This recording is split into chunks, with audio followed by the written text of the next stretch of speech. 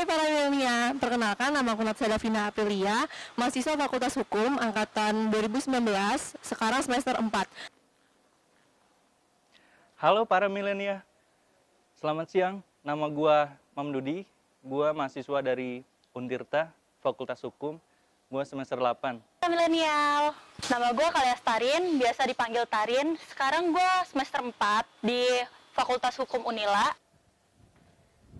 Halo para milenia, nama gue Yohana Febrianti, biasa dipanggil Yohana. Gue mahasiswi Fakultas Hukum 2017. Halo para milenia, kenalin nama gue Marcel. Gue sekarang duduk sebagai mahasiswa S1 Fakultas Hukum Universitas Lampung. Halo para milenial, perkenalkan nama saya Zahrotul Aini, mahasiswi Administrasi Publik Fakultas Ilmu Sosial dan Ilmu Politik angkatan 2017. Halo para milenial, nama saya Brigita Tata dari mahasiswa Fakultas Hukum Unila semester 4. Hai para milenial, aku Eka Mawarni, aku mahasiswa Administrasi Publik angkatan 2017. FISIP Untirta.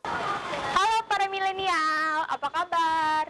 Kenalin aku Cynthia dari Fakultas Hukum semester 4. Halo para milenia, kenalin nama gue Simon Impolana. Gue dari Fakultas Hukum Untirta 2017.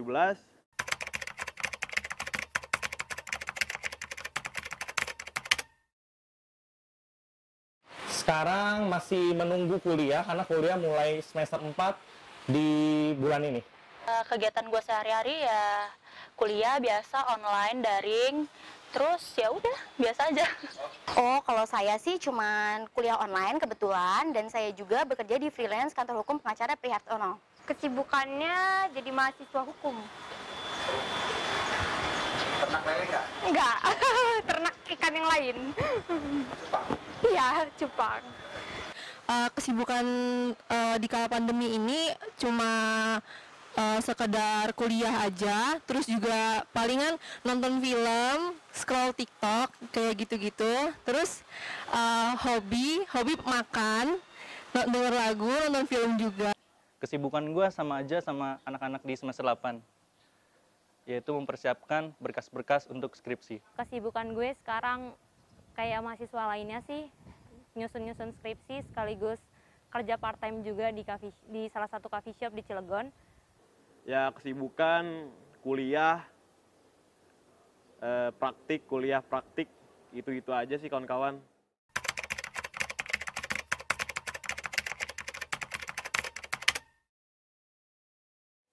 Efeknya lumayan banyak ya. Jadi yang tadinya bisa belajar secara tatap muka, jadi nggak bisa tatap muka, diskusi jadi berkurang juga, terus kayak eksistensi kita dalam bersosialisasi menjadi terhambat gitu kan. Efek pandemi COVID-19 terhadap pembelajaran di kampus tentu saja pembelajaran di kampus itu yang tadinya offline jadi online. Terus juga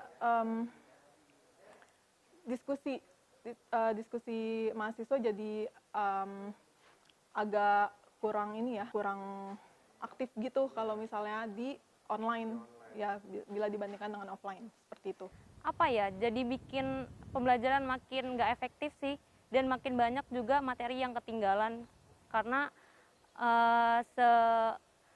selengkap-lengkapnya bahan yang dikasih waktu online tetap aja bakal kurang dan bakal beda rasanya waktu didapetin pas kuliah offline.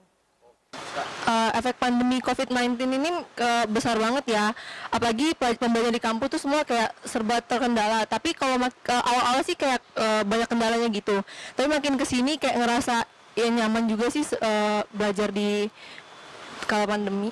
Efeknya yang jelas, pertama kita nggak bisa ketemu secara offline, kita harus kuliah secara daring. Kemudian kita banyak menggunakan platform-platform yang biasanya kita jarang gunakan seperti Zoom, Google Meet, dan lain-lain.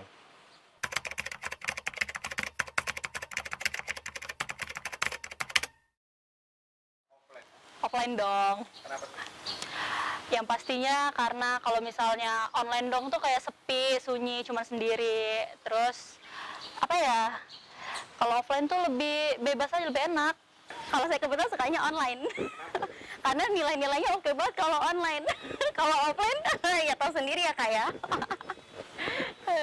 Ada plus minusnya sih. Kalau online kan jadi nggak perlu ribet siap-siap ke kampus, nggak perlu ribet OTW gitu. Tapi nggak enaknya materinya jadi susah masuk, terus nggak ketemu temen-temen deh. Enaknya sih online.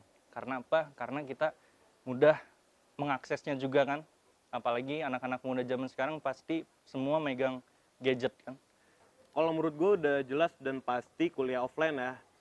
Karena di luar dari kita bisa melakukan sebuah relasi sosial secara nyata, di dunia nyata, tidak dalam dunia maya, kita juga dapat menyerap ilmu di kuliah offline secara masif, baik itu dari di kelas, baik itu dari diskusi-diskusi di lintas-lintas kampus, di lingkaran-lingkaran kampus.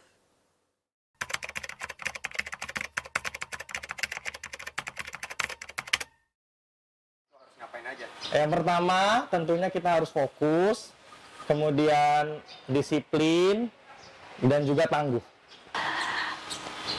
Kumpulin niat, terus inget-inget tujuan awal kuliah apa, itu sih. Udah.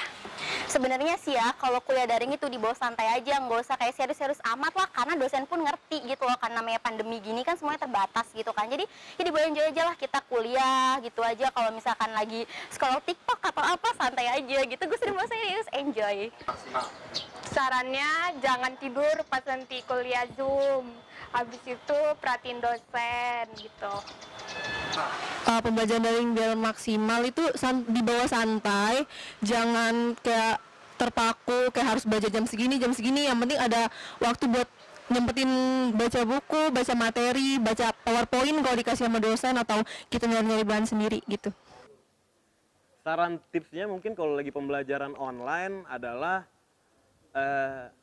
kita menyediakan waktu untuk tiap mata kuliah agar tidak ada lagi yang misalkan di mobil, ada yang lagi di WC gitu. Paling kita menyiapkan waktu untuk mata kuliah. Saran gue karena online jadi usahakan buat lebih nyari nyari sesuatu yang bikin lo nyaman saat belajar. Saat nge-zoom tuh bikin suasana hati lo, suasana mood lo tuh nyaman. Jadi materi yang disampaikan pun nggak sia-sia gitu tuh. Apalagi kayak yang udah zoom pagi sambil tiduran, jadinya kan nggak nyaman ya. Jadinya